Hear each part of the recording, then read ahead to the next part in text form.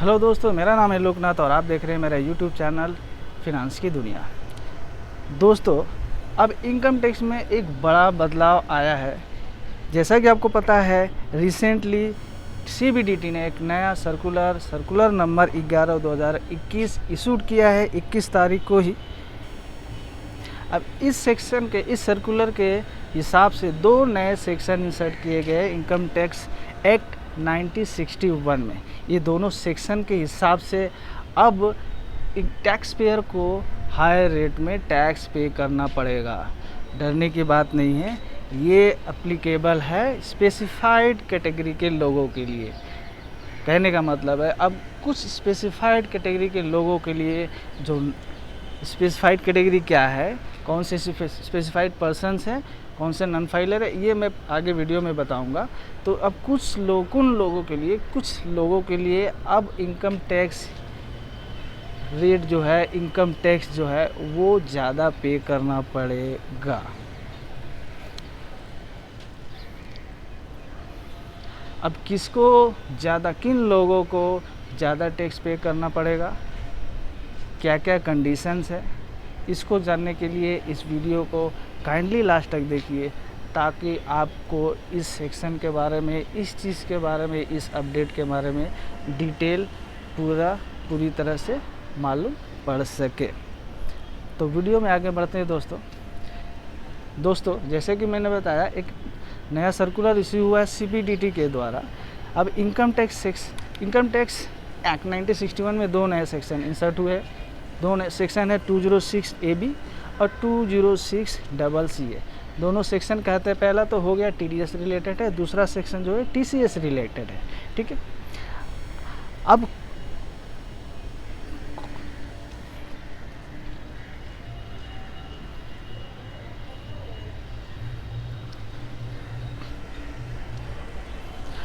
जैसा मैंने बताया, कुछ लोगों को अब TDS या फिर इनकम टैक्स ज़्यादा पे करना पड़ेगा। तो घबराने की बात नहीं है, ये सबके लिए एप्लीकेबल नहीं है। मैं वीडियो में बने रहें, मैं बताता हूँ किन लोगों के लिए ये एप्लीकेबल है।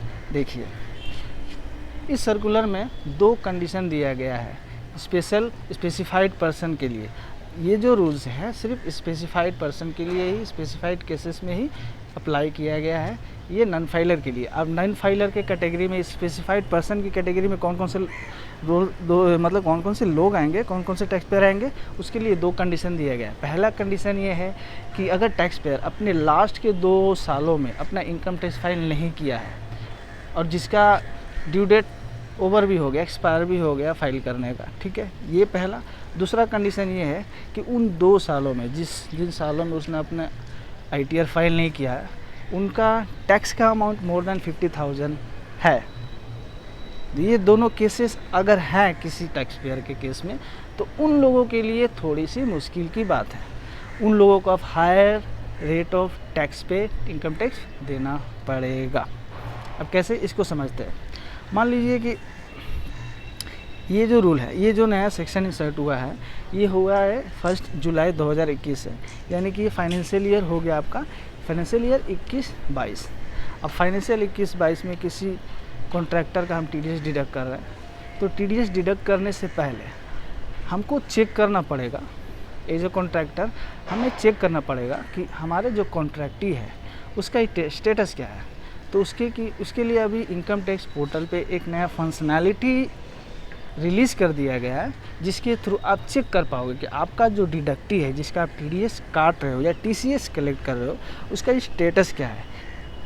क्या उसने अपने लास्ट 2 सालों में रिटर्न फाइल किया है कि नहीं किया है। तो TDS काटने से पहले या TCS कलेक्ट करने से पहले उसका स्टेटस हम पोर्टल पे, ये नया फंक्शनैलिटी जो इशू हुआ है उसके थ्रू चेक करेंगे। चेक करने पे वहाँ पे लिस्ट आ जाएगा। ये चेक करने का ऑप्शन जो है, आप सिंगल पैन के थ्रू भी कर सकते हैं या मल्टीपल पैन।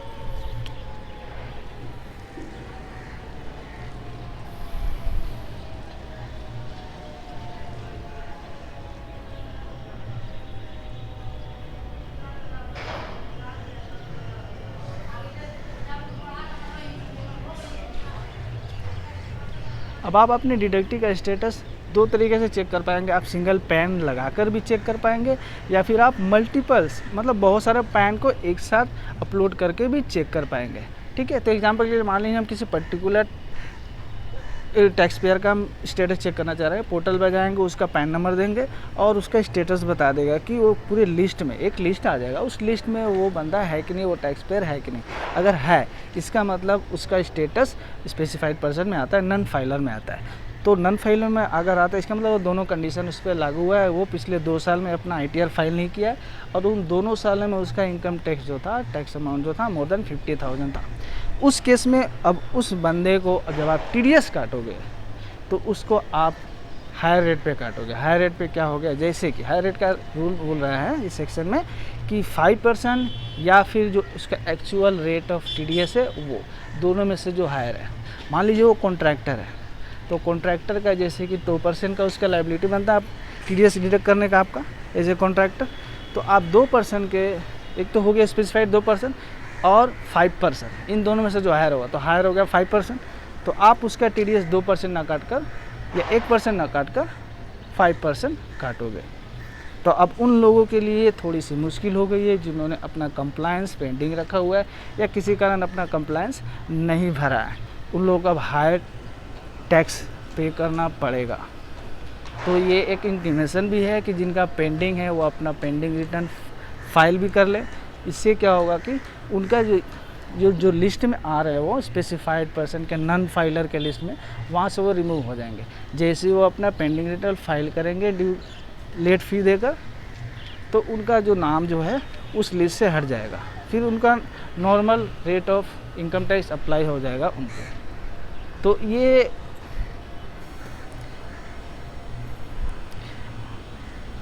एक ब्रीफ था इस सेक्शन के लिए। इनकम टैक्स के लिए एक बहुत बड़ा चेंज है, ये अप्लाई हो गया है 1 जुलाई 2021 से।